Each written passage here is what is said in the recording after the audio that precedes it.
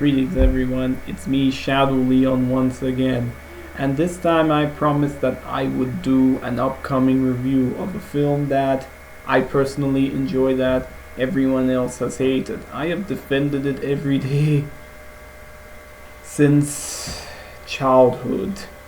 And of course, if you're wondering what that movie is, it is Godzilla 1998. I mean, I've already mentioned time and time again, I love this movie. I don't think it's as bad as many said it is. But of course, I even made videos of the whole, you think this movie is bad? Well, there are other worse monster movies than this. And of course, the whole why I think the 1998 Godzilla movie is better than 2014, and I am not holding that one back. I am dead serious on that. So anyway, let's get on with the review.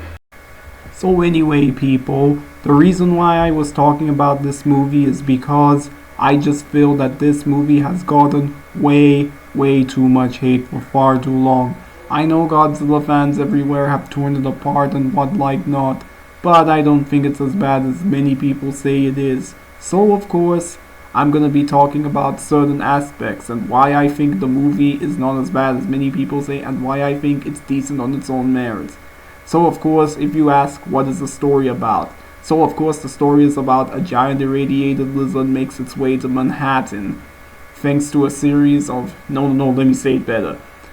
After a series of French atomic bomb tests in the South Pacific Oceans, a giant irradiated iguana makes its way to Manhattan, leaving behind a trail of death and destruction. And now it is up to, the military and the scientist who must now save the day. So of course, the movie practically has a simple and straightforward plot, as far as you can tell. So anyway, let us talk about the characters in this movie. The characters. I do think that the characters are actually quite likable in their own regard. You have Matthew Broderick as Nick Tatopoulos. I know that many people have criticized his performance in this movie, but I personally do not think that his performance is as bad as many people said he is. He comes off as a guy who is charismatic and pretty likable at the same time. Then you also have Jean Reno's Philippe Roche, who comes across as a pretty mysterious and badass secret French service agent. Then you have Hank Azaria's comic relief, Victor Animal Pilati. Animal had so many hilarious moments in that movie, and I do think that Hank Azaria nails the performance. Regardless of what Hank Azaria said about the movie, I still think Hank gave a good performance, and this isn't even the worst piece of, and this movie isn't even the worst thing he's been in. He's been in all the worst stuff. Then you also have, what's his name? Oh yeah, Kevin Dunn as the stern Colonel Hicks, which is really funny because many of you people may know that he played Mr. Witwicky in the Transformers movies. Sam Witwicky's father. But my first introduction to him was this movie.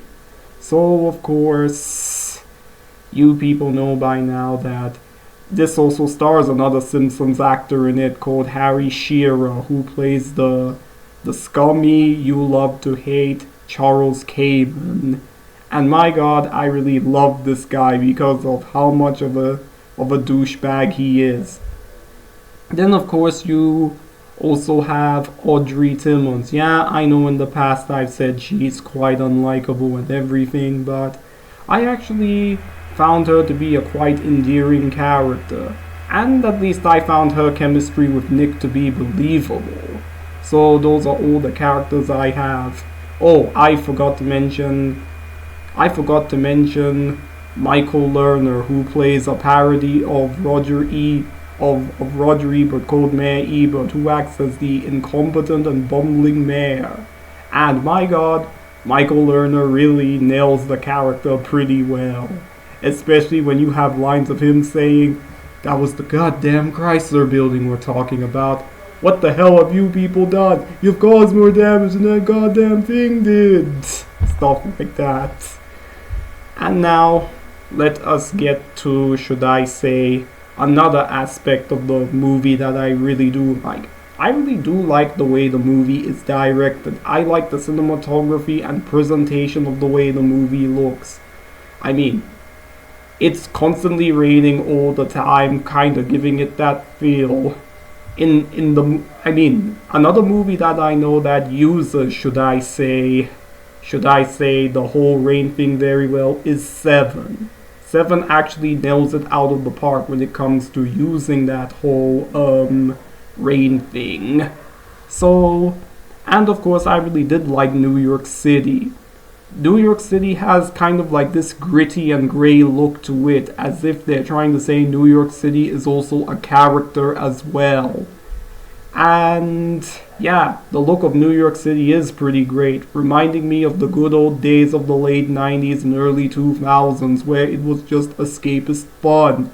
And they made New York City look like a city you would want to be in and a city you would definitely want to visit. And of course, I liked each and every action set piece. I found the action set pieces to be fun and exciting, where the military is trying to kill Godzilla and all that stuff, but they keep failing at every attempt simply because Godzilla is too fast for the military to kill and everything. So, another aspect that I also like of the movie is David Arnold's musical score. Now, to be frank, at first I thought it was somebody like Danny Elfman who composed the score, because this score gives me so many Danny Elfman vibes, and it kind of reminded me of the score of the first two Burton Batman movies because of how great it was. So, let us also talk about, should I say, the character of Zilla himself. And I know that this character has gotten crap over the last few years because, he's not faithful to Godzilla and all that stuff. But seeing as there have been many, many iterations of Godzilla, he doesn't really stick out like a sore thumb anymore. I think he is a pretty good kaiju by himself, and don't think he is as bad as many people say he is and everything. And also we have the scenes involving, should I say, the baby Zillas. I know a lot of people have accused this scene of being, should I say, a ripoff of the raptor scenes from the first two Jurassic Park movies, but that didn't really bother me that much. Because hey, lots of other popular movies have referenced plenty of other films. I mean, even Japan has also done many, many things.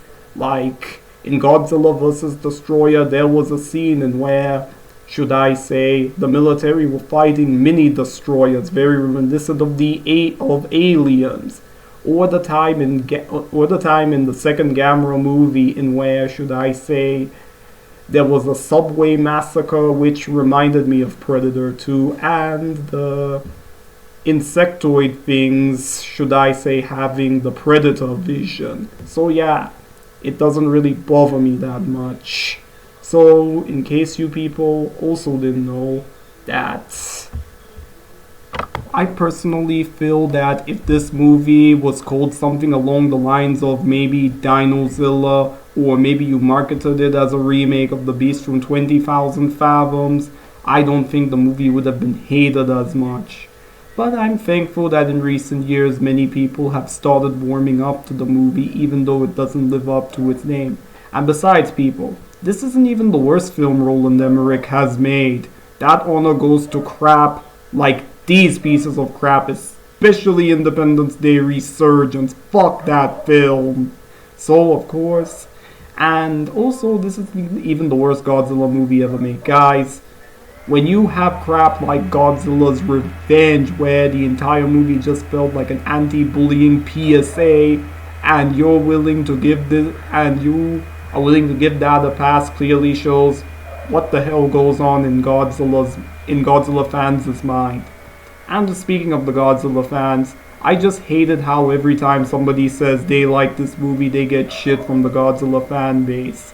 Like what I did a few years ago where I just said I like this movie, and for some odd reason, those stupid fanboys gave me crap for what I said. This is another good reason why I do not take rabid fanboys seriously at all. All I just want to do is say, go screw yourselves. Don't you have better things to do with your lives than whine and bitch on the internet? So, that's my review for Godzilla 1998. I don't think it's as bad as many people say it was. And another thing I forgot to mention is the special effects. I think the special effects were damn good for the late 90s. I mean, it has a nice blend of practical effects, on location filming, and miniatures. I think they are some of the greatest I have ever seen in a movie at that point in time. And let us get the obvious cat in the room. I don't get why people say the CGI in this movie is bad. It was pretty passable for late 90s standards. I mean, there were other films at the time with far worse CGI. I'm looking at you, Mortal Kombat Annihilation and Lost in Space. Yeah, there were other movies at the time with far worse effects. So anyway, that's what I have to say about Godzilla 98. So anyway, that was my review of Godzilla 1998, and if you're wondering how I'm going to rank this movie, this is my final verdict. I'm going to give Godzilla 1998 an 8 out of 10. Yes, even though the movie never got a sequel because of negative reviews and all that stuff, I recommend that you check out the animated series because I feel it is fan-freaking-tastic. That's all I've got for today. Shadow Leon 659 out.